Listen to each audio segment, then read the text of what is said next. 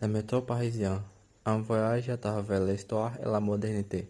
Le métro parisien, connu sous le nom de métropolitain ou simplement métro, est l'un des systèmes de transport public les plus emblématiques au monde.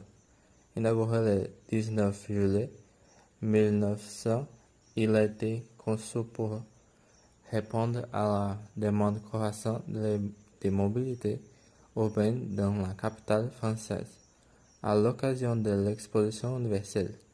Aujourd'hui, plus d'un siècle plus tard, le métro est non seulement un moyen de transport incontournable pour les Parisiens et les touristes, mais aussi un symbole culturel de la ville. Histoire et développement. L'idée d'un système souterrain est apparue à la fin du XIXe siècle, inspirée par le succès du métro de Londres.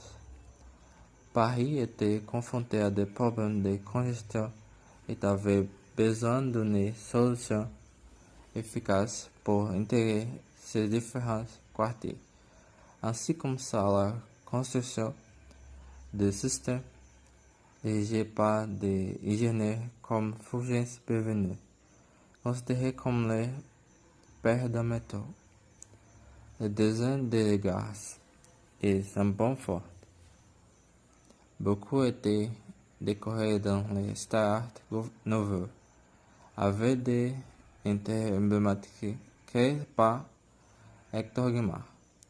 Malgré son âge, le métro a été constamment agrandi et modernisé. Il compte aujourd'hui 14 lignes principales et 2 lignes courtes distances, parcourant près de 200 km et reliant 308 gares. Fonctionnement et curiosité. Le métro parisien est connu pour son efficacité et la ponctualité. Il fonctionnait de 5h30 à 1h du matin environ, avec des courts intervalles entre les trains, notamment aux heures de pointe. Un détail intéressant est que les quais sont très proches les uns des autres, effet de la planification initiale visant une forte densité de population. Par ailleurs, le métro parisien a été pionnier dans plusieurs innovations, comme l'utilisation de trains entièrement automatisés, comme ceux des lignes 1 et 14, qui fonctionnent sans chauffeur. Une autre curiosité est que certaines stations ont été désactivées et restent intactes, connues sous le nom de stations fantômes, attirant les photographes et les explorateurs urbains. Le métro et la culture à Paris. Le métro est non seulement fonctionnel, mais aussi un portrait vivant de l'histoire et de la culture française. Chaque station raconte une histoire avec des noms qui rendent hommage à des personnages importants comme Victor Hugo et Charles de Gaulle, ou à des événements historiques comme la Bastille. Certaines stations sont de véritables œuvres d'art.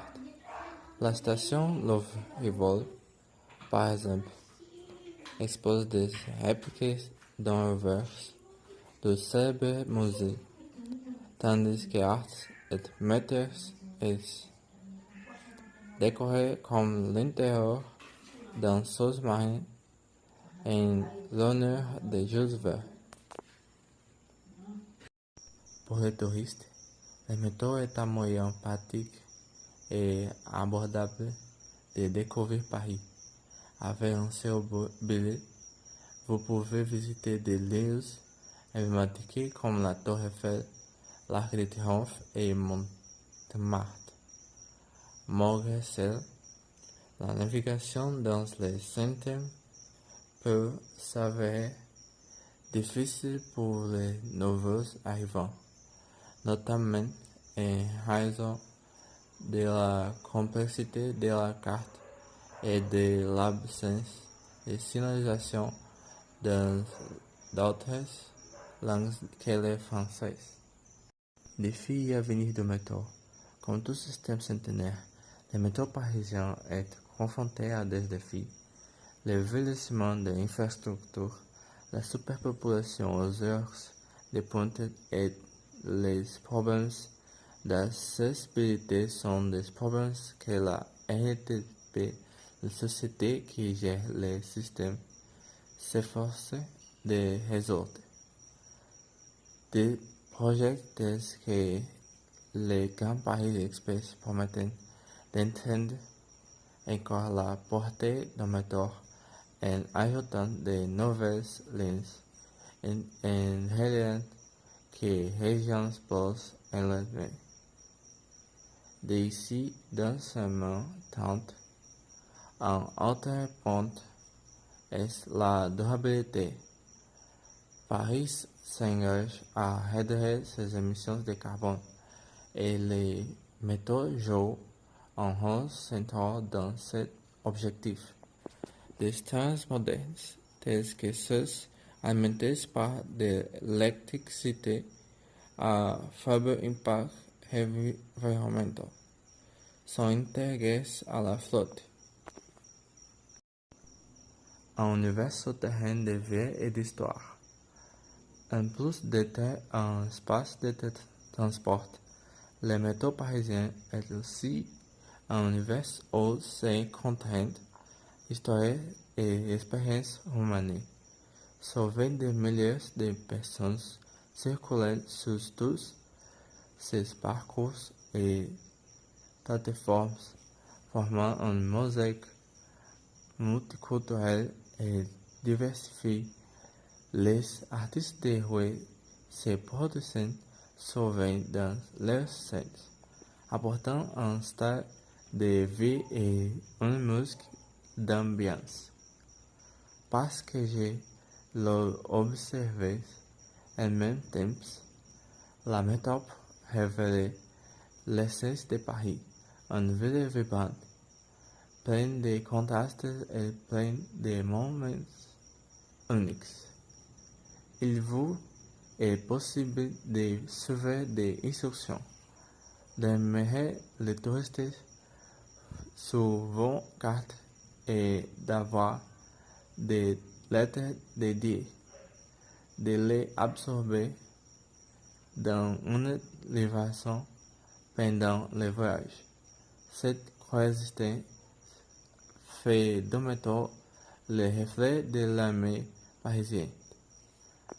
Où tradition et modernité cohabitent de manière fascinante.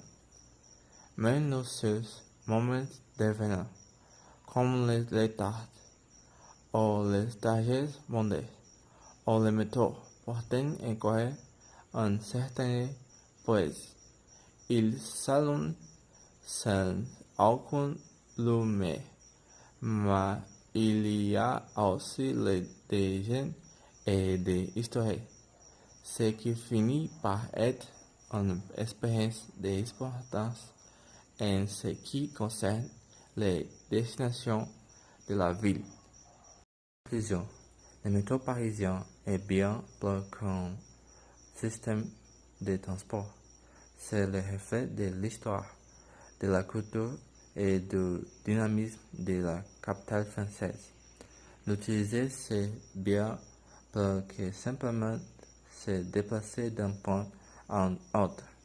C'est une expérience qui relie les gens à l'âme de la ville. Si vous visitez Paris, ne manquez pas l'occasion d'explorer le métro. Chaque voyage est une leçon d'histoire et une invitation à la à plonger dans les quotidiens de l'une des villes les plus fascinantes du monde.